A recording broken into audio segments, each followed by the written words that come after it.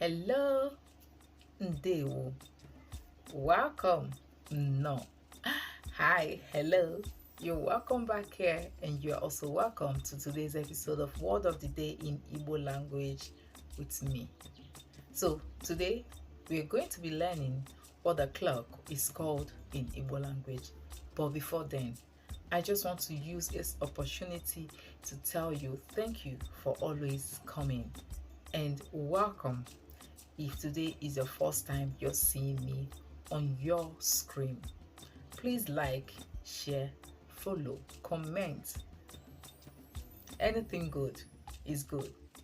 Okay, so today we are learning what the clock is called in Igbo language. In Igbo language, the clock is called elekere. Okay? Elekere.